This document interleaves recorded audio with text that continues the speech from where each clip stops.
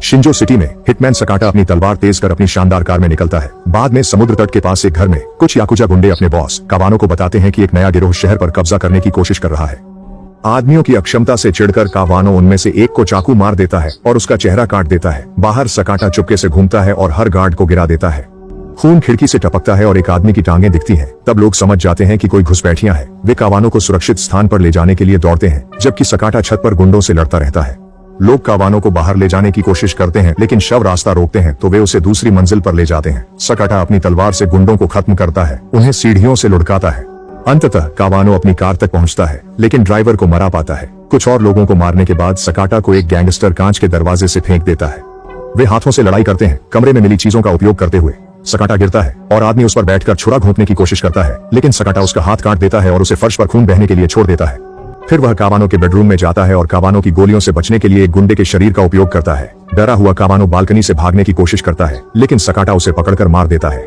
जब एक गुंडा सकाटा पर गोली चलाने की कोशिश करता है तो फुजिता उसे पहले मार देता है। बाहर जाते समय फुजिता सकाटा को इस मिशन के लिए भुगतान करता है और निवृत्त न होने का अनुरोध करता है, लेकिन सकाटा मना कर देता है क्योंकि अब उसका परिवार प्राथमिकता है। यह सब छाया में किसी द्वारा देखा जाता है। फिर सकाटा अपनी पत्नी ओई और बेटी रियो के पास घर जाता है और रात के खाने से पहले स्नान करता है। कपड़े बदलते समय वह परिवार की चीखें सुनता है और देखता है कि कुछ लोग राक्षस के मुखौटे पहने उसके परिवार को घेर रहे हैं। वे सकाटा को कावानो के गिरोह से छुटकारा दिलाने के लिए धन्यवाद देते हैं, क्योंकि अब उनका समूह, जिसे किमोनगुमी कहते हैं, शहर को नियंत्रित कर सकता है। जब एक आदमी रियो को पकड़ता है तो सकाटा उसे गिरा देता है और गोली मारने को तैयार होता है, लेकिन रुक जाता है जब दूसरा गुंडा मेज पर गोली चलाता है। फिर वह आदमी सकाटा को फर्श पर पीटने लगता है। रियो अपने पिता को चोट न पहुंचाने की विनती करती है तो आओई उसे हटाने दौड़ती है और दया की गुहार करती है। उसकी रोने की आवाज से तंग आकर एक आदमी उसके सिर में गोली मार देता है। गुस्से में सकाटा रियो को कहता है कि वह भाग जाए, इससे पहले कि वह अजनबियों पर हमला करे, लेकिन एक आदमी लड़की को गोली मार देता है और सकाटा टूट जाता है। गिरोह का नेता बताता है कि शहर में एक राक्षस है जो हर 50 साल में किसी को वश में कर लेता है और वह हत्या की होड़ में चला जाता है। किमोनगुमी का फर्ज है कि वे शहर को ऐसे राक्षस से बचाएं, लेकिन सकाटा फिर भी एक दिन उन सभी को खत्म करने का वादा करता है। आदमी कहता है कि वे उस दिन की राह देखेंगे जब सकाटा को गोली मारेंगे। पुलिस परिवार को ढूंढती है और मान लेती है कि सकाटा ने रियो और आओई को मारकर खुद को खत्म कर लिया। 12 साल बाद मेयर सुनाहारा प्रेस से बात कर रहे हैं, बताते हुए कि उन्होंने शिंजो सिटी को खतरनाक अपराध से ग्रस्त क्षेत्र से सुंदर प्रगति के स्थान में कैसे बदला। वह यह भी बताता है कि वे एक रिसोर्ट खोलेंगे जिसमें थिएटर, शॉपिंग और कैसीनो होंगे। कामेमा नामक पत्रकार पिछले दशक में गायब और मारे गए लोगों के बारे में पूछता है, जिसमें रिसोर्ट निर्माण का विरोध करने वाले समूह का नेता भी है। सुनोहारा कहते हैं कि ये सब अफवाहें हैं। इस बीच सकाटा एक मेडिकल जेल में वनस्पति अवस्था में था। जब उसकी सजा खत्म होती है तो फुजिता उसे लेने आता है और उसे झुग्गी के अपार्टमेंट में ले जाता है, यह दिखाते हुए कि शहर उतना अच्छा नहीं कर रहा जितना प्रचार कहता है। दिन गुजरते हैं। फुजिता के रिश्तेदार सकाटा की देखभाल करते हैं, उसे नहलाते, खाना खिलाते और टहलने ले जाते हैं। एक शाम जब वे अपार्टमेंट लौट रहे होते हैं, अचानक एक अपराधी हमला करता है और सकाटा के हाथ में चाकू मार देता है, उसका नाम चिल्लाते हुए। वह वही गुंडा था जिसके हाथ सकाटा ने पहले काटे थे और वह बदला लेने आया था, लेकिन सकाटा कुछ नहीं करता। उसी समय कामियामा थप्पड़ वाले व्यक्ति से मिल रहा है। चेहरे पर चमक दिखाकर किमोनगुमी के बारे में पूछा। गुंडा सोचता है कि काता को किमोनगुमी ने काम पर रखा था। कोमियामा देखता है कि हमले का दिन वही तारीख है जब रिसोर्ट को व्यापार लाइसेंस मिला। यह सब उस समय हुआ जब सुनाहारा मेयर बने। ठग यह भी बताता है कि किमोनगुमी अपनी कमाई मानव तस्करी और अवैध पदार्थों से करती है। बातचीत में एक नकाबपोश व्यक्ति बाधा डालता है जो वैन की खिड़की तोड़ता है, जिससे कामियामा डरकर भागता है। वह व्यक्ति उसे हथौड़े से मारने के लिए पीछा करता है, जबकि दूसरा नकाबपोश गुंडे को वैन से बाहर खींचता है। फिर उन आदमियों ने गुंडे को हथौड़ा दिया और आत्महत्या के लिए बंदूक दी। वे उसे मरते देखते हैं, तभी उन्हें एक अहम कॉल आती है। घर पर फुजिता पिंग पोंग खेलते हुए सकाटा और पूरे मामले के बारे में सोच रहे हैं। उन्होंने किम और गुमी को परिवार के बारे में बताया, लेकिन जब उन्होंने परिवार को न मारने की बात की तो उन्होंने नहीं सुना।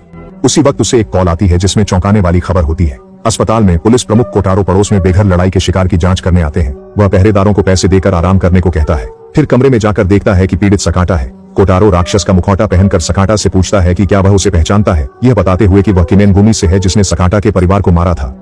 जब कोटारो अपने कोट से इंजेक्शन निकालता है, वह बताता है कि 12 साल पहले जब समूह को पता चला कि सकाटा जीवित है, उन्हें आदेश मिला था कि उसे फिर से गोली न मारी जाए, लेकिन वह सोचता था कि उन्हें उसे मार देना चाहिए था। फिर कोटारो सकाटा को इंजेक्शन देता है, यह जाने बिना कि उसकी आवाज धीरे धीरे सकाटा को जागृत कर रही है। जब कोटारो सेल्फी लेने को तैयार होता है तो देखता है कि सकाटा फिर से हिल रहा है। गिरने पर सकाटा कोटारो को पकड़ लेता है और गला दबाने की कोशिश करता है। कोटारो सकाटा को चीजों से मारता है, धकेलता है और बेहोश करने के लिए लात मारता है। उसी समय अधिकारी लौटते हैं और कोटारो को रोकने के लिए मास्क हटाना पड़ता है। जैसे ही गार्ड मुड़ते हैं, कोटारो फिर मास्क पहन लेता है और एक अधिकारी के चेहरे पर गोली चलाता है। शोर दबाने के लिए तकिए का उपयोग करता है। दूसरा अधिकारी नहीं चौंकता क्योंकि वह भी किमेनगुमी का हिस्सा है। जब उन्हें पता चलता है कि डॉक्टर ने सब देखा है तो वे उसे भी गोली मार देते हैं। अचानक सकाटा जागता है और कोटारो पर हमला करता है, इसलिए अधिकारी अपने बॉस की रक्षा करता है, जिससे तीनों में लड़ाई शुरू होती है।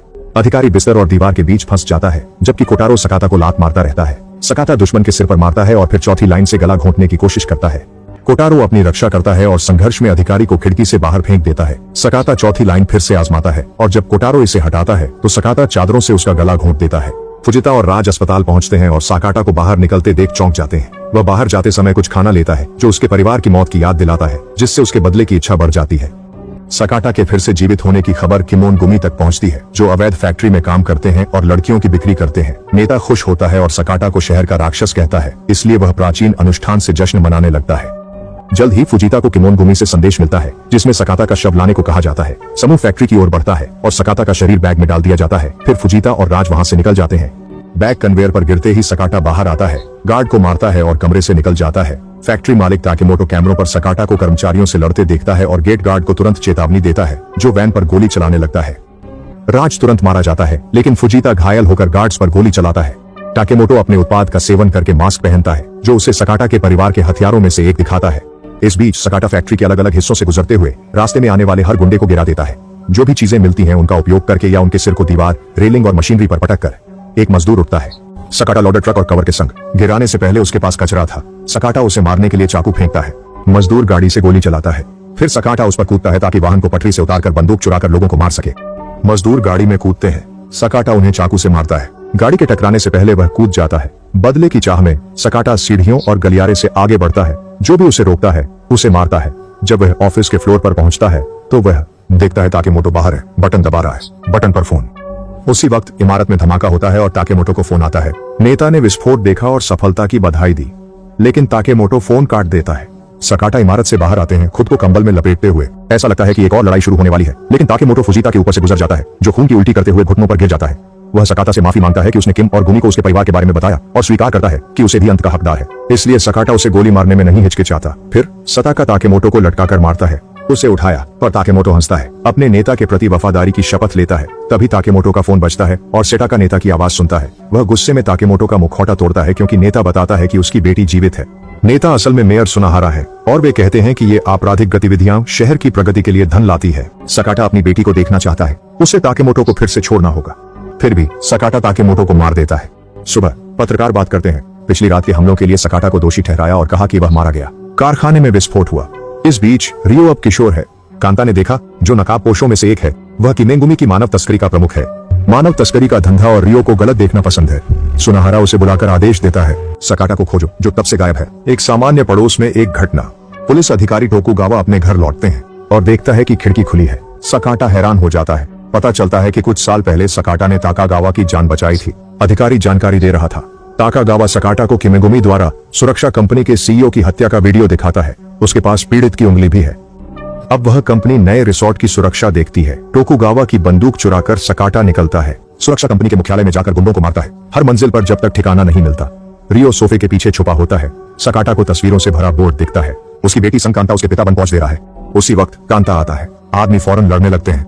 जब रियो भागने का मौका पाता है, सकाटा कांता पर हावी हो जाता है और उसे फर्नीचर पर फेंकता है। जवाब में कांता सकाटा को मेज से मारता है और फिर उसे गोली मारने की कोशिश करता है, लेकिन सकाटा बचकर बंदूक के लिए लड़ने लगता है। कांता उसे सजावट से मारता है। उसे गिराने के लिए वह उसे नीचा करता है। उसे और सकाटा को अंततः समझ आता है कि यह उसने उसकी बीवी को मारा।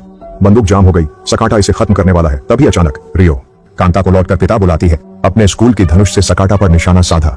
सकाटा चौंका और तीर उसके सीने में लगा। कांता उसे खिड़की से बाहर धकेलता है। फिर कांता बाहर देखता है और सकाटा को ढूंढता है। गाड़ी में भाग रहा है। टोकुगावा सकाटा को घुमाकर सुरक्षित जगह ले जाता है, वह जगह जहां तीर निकाल सके। घाव का ध्यान रखना।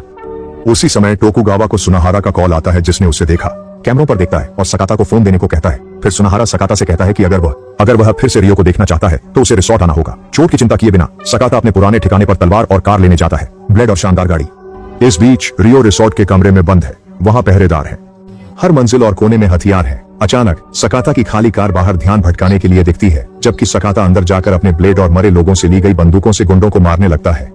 वह कमरे की हर चीज का उपयोग करता है, जैसे कार्गो कार्ट और अग्निशामक यंत्र। सीढ़ियां चढ़ते समय लड़ाई जारी रहती है और सकाटा आदमियों को मारना नहीं रोकता, क्योंकि वह ऊपर चढ़ता जाता है। अधिकतर गुंडों को मारना आसान होता है, लेकिन अंततः उसे एक तलवार वाला व्यक्ति मिलता है जो उसे चोट पहुंचाने में सफल होता है, इससे पहले कि वह भी मारा जाए। दर्द सहते हुए सकाटा आगे बढ़ता रहता है जब तक कि वह कांता से नहीं मिलता।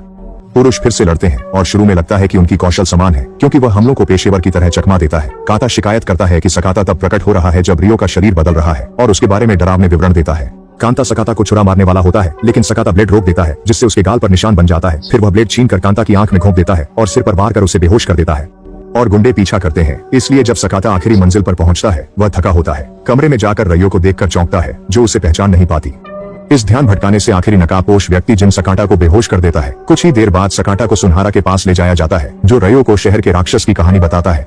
सुनहारा चाहता है कि सकाटा राक्षस बने और रइयो को मारने के लिए तलवार उठाता है। तभी ताकागावा गोली चलाते हुए आता है। अधिकतर गार्ड जल्दी मर जाते हैं और सुनहारा एक आदमी को ढाल बनाकर कमरे से निकलता है।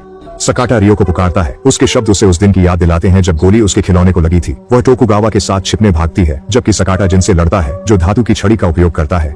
सुनहारा लौटता है और देखता है कि जिन आसानी से सकाटा को हरा रहा है। सकाटा बस 1-2 बार कर पाता है, जबकि जिन उसे लगातार पीटता रहता है।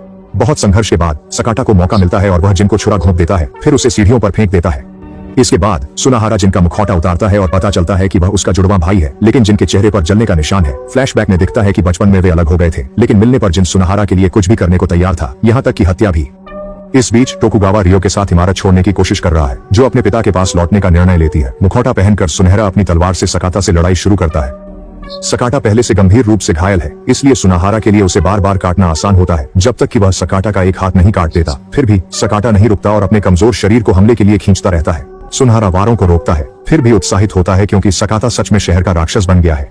दोनों अचानक एक दूसरे पर हमला करते हैं और एक साथ छुरा घोंपते हैं। सकाता मौके का फायदा उठाकर सुनहारा का नकाब उतारता है और उसके सिर पर वार कर देता है। सकाटा सीढ़ियों से गिरता है और देखता है कि रियो ने सब देख लिया है। वह पास आने की कोशिश करती है, तभी कांता फिर से आता है और सकाटा को गोली मारने की कोशिश करता है। फिर कांता रियो से मिलने की कोशिश करता है, लेकिन रियो उसे नहीं चाहती। अब जब उसे याद आता है कि उसने उसकी मां को मारा था, वह ध्यान आकर्षित करने की भीख मांगता है। सकाटा पीछे से आता है और तलवार से उसे मार डालता है। सकाटा रियो की बाहों में गिरता है और मरने से पहले कुछ स्नेहपूर्ण शब्द कहता है। कुछ समय बाद पुलिस, फायर फाइटर्स और डॉक्टर सभी शवों और घायलों को लेने पहुंचते हैं। इन शवों में से एक जिनका है, जो अब भी जीवित है। रियो को एम्बुलेंस में रुकने के लिए कहा जाता है, लेकिन जब सबका ध्यान बटा होता है तो वह भाग जाती है। 1 साल बाद जिन अपने भाई होने का दिखावा करके और अपने निशान के लिए सहानुभूति पाकर चुनाव जीता है। साक्षात्कार के बाद जिन नेता का मुखौटा पहनता है और जंगल के मंदिर में अनुष्ठान करता है, तभी रियो आती है और जिन को तीर मारकर खत्म कर देती है। फिर वह अपने पिता की कार में जाती है, जहां वह एक पारिवारिक फोटो रखती है।